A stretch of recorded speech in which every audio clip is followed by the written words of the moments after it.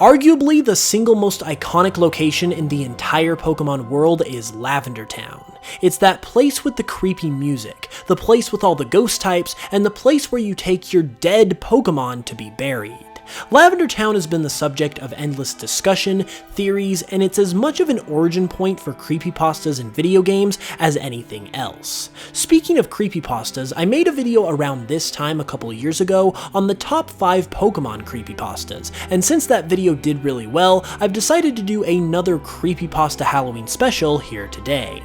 But instead of looking at multiple different stories, we're going to be exploring the tale of one creepypasta in particular that's also a little bit of a theory at the same time. So for all of the limitless intrigue that comes out of this little purple settlement, one point of note that has always puzzled people but has still somehow remained under the radar is why was the Pokemon Tower replaced with the Radio Tower in Gold, Silver, and Crystal? 3 years after the events of Red and Blue, we see a stark contrast in the overall atmosphere of Lavender Town in the Johto-based sequels. The music is no longer creepy, the ghosts are no longer there, and the symbol of the town itself, the aforementioned Pokemon Tower, has been completely replaced in favor of a new radio tower. Now, it's odd enough in and of itself to see the thing that made this town so famous completely replaced, but when you think about what the Pokemon Tower really is, that being a giant Pokemon graveyard, the replacement seems a little disrespectful to say the least. So why was this change made? Well, one characteristic of Lavender Town, other than its ghostly identity, is that in addition to it being a very small town, it's also very remote as well.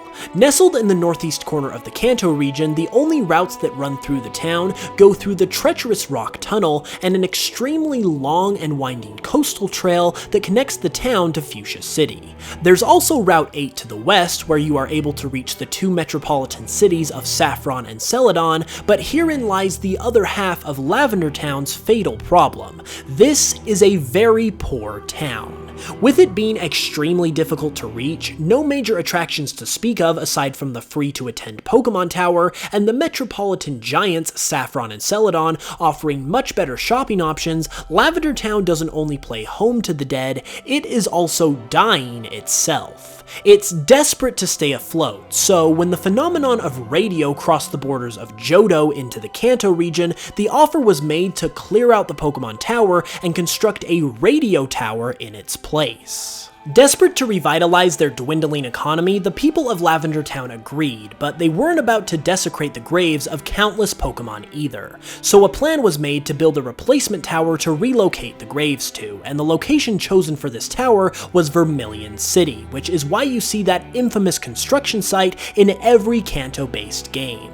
And if there is one thing that makes this construction site so infamous, it's the fact that whatever is truly supposed to be built there never gets finished. Even 3 years after the Kanto games in Gold and Silver, the project still isn't complete. It doesn't even so much as get off the ground or show any semblance of progress whatsoever, although the radio tower has still replaced the Pokemon Tower regardless. So if these two projects were really connected, why would one be finished and not the other? Well, let me ask you this. Have you ever personally been upset about having to move out of a house you didn't want to leave? I'm sure you have, and I'm sure that's exactly what the Restless Spirits of the Dead in Pokemon Tower felt too, especially considering their home was about to be completely torn down. So what if it was due to these disturbed spirits themselves that the Vermilion project couldn't get off the ground? In their anger, they retaliated by sabotaging the work of the new tower in whatever way they could, leaving the site eternally unfinished. This tale is truly a sad one. A town already known for death, desperate to survive, willing to strip itself of its very identity to remain afloat, only to ruin the resting place of the spirits it's harbored, and unable to even so much as provide a new home for them due to their unrest. What do you guys think of this theory though? Do you think it provides a solid explanation for the removal of Pokemon Tower, or do you maybe have another idea? Let me know in the comments below, and be sure to leave a like if you enjoyed the video. You can find a link to this creepypasta in its its entirety in the description below as well